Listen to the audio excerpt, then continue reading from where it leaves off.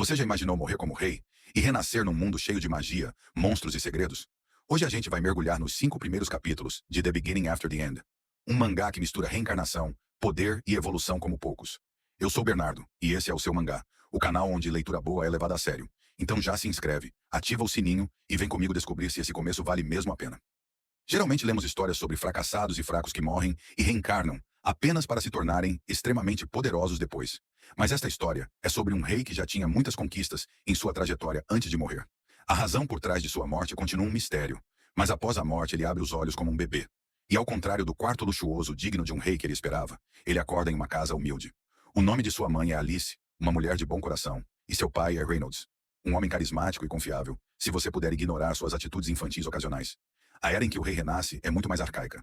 Após observar seu entorno por semanas, o rei finalmente chega à conclusão de que aprendeu tudo o que esse mundo tem a oferecer. Mas é então que ele descobre que está errado. Mais tarde, ele descobre que esse mundo tem magia, quando sua mãe usa magia de cura para tratar um ferimento causado pelas travessuras de seu pai. É nesse momento que o rei percebe que há muito mais neste mundo do que jamais imaginou. E, para ser brutalmente honesto, ele percebe que, na verdade, não sabe nada sobre ele. O tempo passa, e assim que o rei consegue engatinhar, ele frequentemente escapa do berço para ler livros e expandir seu conhecimento sobre esse novo mundo. Desde que descobriu esse lugar, ele tem saído escondido todas as noites para aprender mais. Ele descobriu que o mundo em que nasceu é formado por 3 grandes reinos.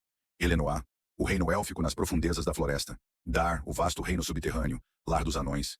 E Safan, o reino dos humanos, que também é a região mais populosa.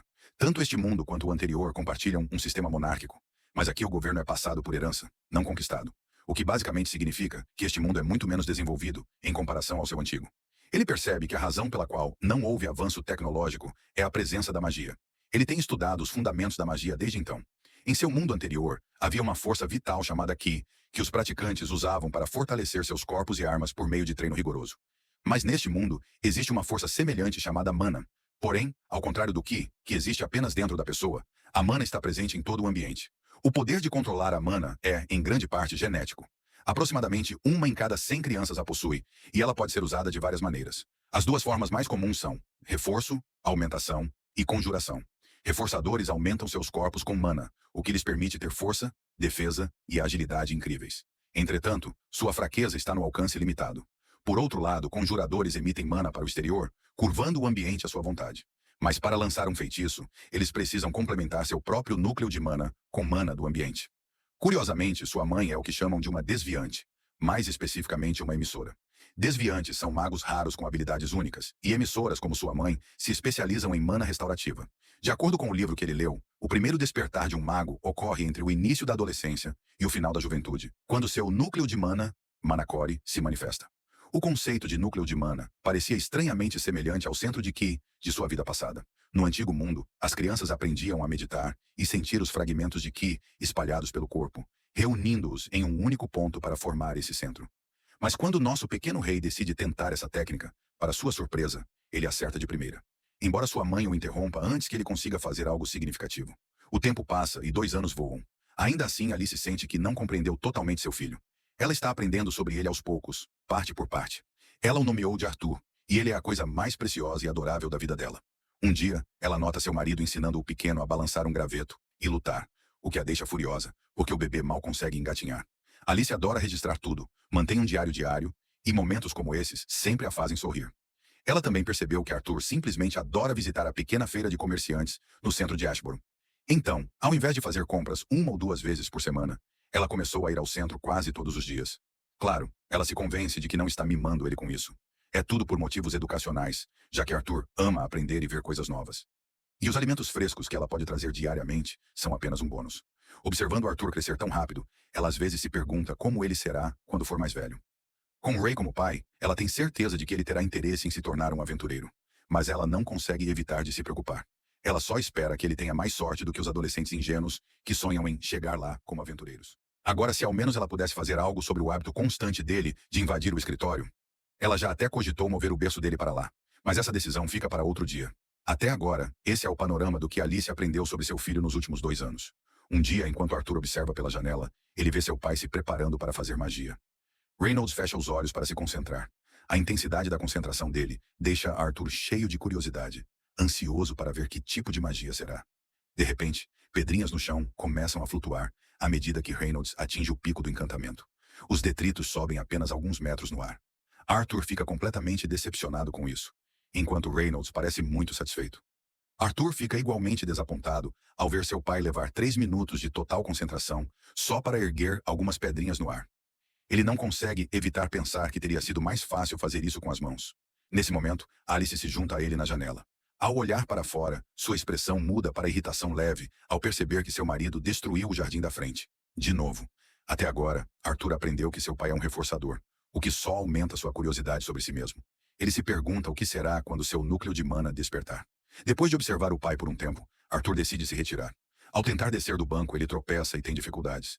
Seus olhos estão semicerrados de tanto se concentrar, mas Alice interpreta mal, pensando que ele está com sono. Ela o pega no colo, decidida a colocá-lo para dormir. Mas o pobrezinho rapidamente junta as mãozinhas e implora para poder estudar em vez disso. A inocência que ele transmite é tão intensa que Alice simplesmente não consegue resistir ao pedido. Arthur se senta com um livro maior que ele mesmo aberto à sua frente. De repente, um estrondo ecoa do lado de fora. Alice teme que seu marido desastrado tenha derrubado mais uma árvore. Ela corre para investigar, deixando Arthur com uma oportunidade de ouro para praticar a formação de seu núcleo de mana.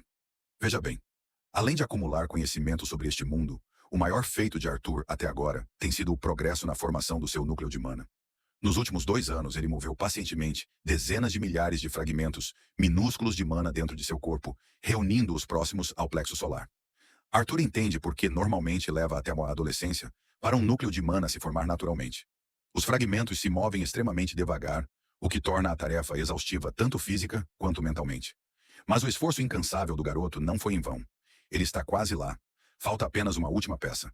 Assim que ele posiciona esse fragmento final, uma explosão ocorre dentro da casa, obliterando toda a estrutura em uma única explosão poderosa. Do lado de fora, Reynolds instintivamente protege Alice, abraçando-a para protegê-la do calor e dos destroços. Quando a poeira finalmente assenta, o casal devastado se depara com sua casa em ruínas. Alice está em choque, tomada pelo desespero, e correm para os escombros procurando o filho. Reynolds empurra os destroços freneticamente, mas ao encontrar seu filho, a preocupação se transforma em choque, e depois em admiração. Ali, em meio à destruição, seu filho flutua tranquilamente no ar, como se nada tivesse acontecido. Arthur parece completamente calmo, seu corpinho cercado por um brilho suave de mana. Após formar seu núcleo de mana, o pequeno finalmente pousa no chão e consegue sentir a presença do núcleo dentro dele. Ele já começa a apreciar a sensação de ter um núcleo de mana, e até as árvores ao redor parecem mais verdes. Mas então ele percebe que sua casa foi destruída, e não tem ideia de quem, ou o que, causou aquilo. 5 anos se passaram desde o acidente, com sua mãe ensinando-o a ler e escrever. Arthur também vinha aprendendo o básico da manipulação e da amplificação de mana. No começo, como seu corpo era pequeno demais para duelos, eles focaram em exercícios físicos básicos. Não faz muito tempo, seu pai decidiu que finalmente era hora de Arthur treinar com a espada de madeira que ele havia recebido em seu 3º aniversário. Reynolds o leva para fora para treinar, e enquanto Arthur está ali com sua recém-adquirida espada de madeira, seu pai segura um galho de árvore e diz para ele igualar o fluxo de mana com a respiração. Assim como seu coração ou pulmões, seu núcleo de mana é só mais um órgão, explica seu pai. Mas Arthur não acha que essas instruções tão abstratas e vagas vão ensinar algo útil para alguém que tem literalmente 4 anos de idade. Arthur assume sua postura e troca alguns golpes brincalhões com o pai. O duelo se arrasta, com Reynolds claramente se divertindo, mas Arthur vai ficando cada vez mais frustrado. Nosso garoto sabe que seu pai não vai deixá-lo ir embora, até que ele consiga realizar algo notável. Sem outra escolha, ele reúne coragem e balança sua espada de madeira, com força suficiente para quebrar o galho que o pai segurava. Depois desse movimento significativo, ele imediatamente expressa o desejo de voltar aos seus estudos. Quando nosso garoto volta aos estudos sobre magia, aprendemos que nesse mundo, a força é medida pela cor do núcleo de mana de uma pessoa. Os núcleos começam pretos, manchados por impurezas como sangue e outras partículas dentro do corpo. Com o tempo, à medida que essas impurezas são filtradas, a cor do núcleo muda, tornando-se mais pura e poderosa. A progressão vai do preto ao vermelho, laranja, amarelo, prata e finalmente branco. Cada estágio é dividido em 3 tonalidades: escura, sólida e clara, sendo que as tonalidades mais claras significam maior pureza e força. Enquanto nosso garoto está profundamente concentrado, sua mãe o interrompe, pedindo para ele entrar e jantar. Enquanto todos se sentam para comer, Arthur sente uma irritação crescente com as constantes interrupções em seus estudos. Reynolds começa a falar sobre encontrar um mentor adequado para Arthur desenvolver ainda mais suas habilidades. E aí, curtiu essa leitura de The Beginning After the End? Se você gostou, não esquece de deixar o like e se inscrever no canal. Isso ajuda muito a gente a continuar trazendo novos capítulos e conteúdos épicos como esse. Em breve tem mais capítulos chegando por aqui, então ativa o sininho para não perder nada. Obrigado por assistir até o fim e nos vemos no próximo capítulo.